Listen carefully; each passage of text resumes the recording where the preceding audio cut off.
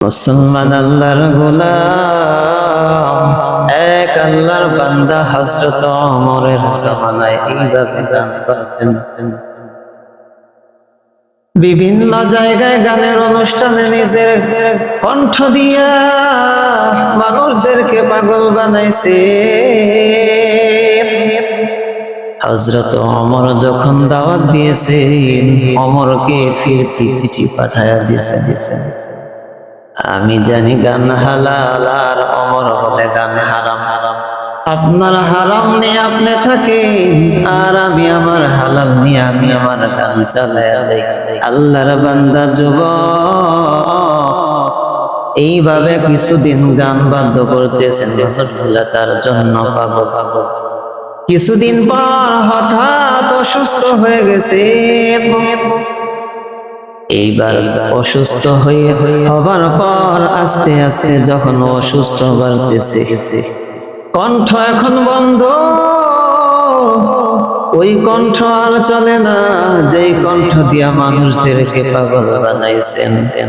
এখন আর আগের মতো দাওয়াতও নাই, গানের অনুষ্ঠানও নাই, বক্তবিন্দু নাই, হাদিয়াও নাই। বান্দা যুবক এখন চিন্তা করতেছে কি করা যায়, এখন তো আমার চলার ব্যবস্থা নাই। আল্লাহর বান্দা যুবক এবার চিন্তা করলেন, এখন আমি আর চলতে পারি না, আমার ভক্তবিন্দু চলে গেছে, আপনজন চলে গেছেন, আমার বিবি বাচ্চারা আমার পাশে আর নাই। দীর্ঘ সময় অসুস্থ থাকার পর এবার চিন্তা করলেন, এতদিন পর্যন্ত নিজের দান্দাকে চাঙ্গা রাখার জন্য আল্লাহর নাফরমানি করেছি, আমার এখন আল্লাহ ছাড়া কেউ নাই, আমার আল্লাহ তাআলা ছাড়া আমাকে আর কেউ রক্ষা করতে পারবে না। দুনিয়া হারাইলাম, এখন যদি আমি ইন্তেকাল করি কবরও আমার শান্তি হবে না। এবার আল্লাহর বান্দা এক গোরস্থানে চলে গেলেন, সেখানে কবরের ভিতরে রাতের বেলা কবরের ভিতরে সেজদা দিয়ে পড়ে আছে। সেজদায় পড়ে আল্লাহ তাআলার কথা স্মরণ করে চোখের পানি ফেলাইতেছেন, কারণ এই আল্লাহর বান্দা ভালো করে জানে কবরের ভিতরে দুনিয়াতে আমার আল্লাহ তাআলা ছাড়া আপন আর কেউ নাই। না ঠিক। এবার আল্লাহর কাছে তওবা করেছে, আল্লাহ তাআলার কাছে তওবা করেছে। তওবা করে যখন নিজের ভুল বুঝতে পেরেছেন, আমার আল্লাহ তাআলাও বলেন, বান্দা তুমি যতই গুনাহ করেছো, পাহাড় সমান তোমার গুনাহ, আসমান সমান যদি গুনাহ হয়, 1000 বছর হায়াত পাইছো, 1000 বছর গুনাহ করছো, আমার কথা তোমার মনে নাই। এর বান্দা যখন মনে হয়েছে তখন তুমি ফিরে আসো আর তওবা করো, চোখের পানি ফেলে দাও, আমি আল্লাহ জীবনের সব গুনাহ মাফ করে দিব।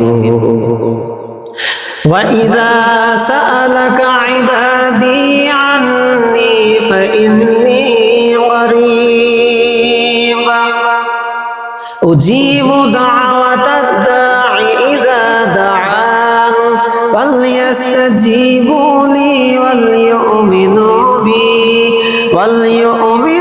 بِي لَعَلَّهُمْ يَرْشُدُونَ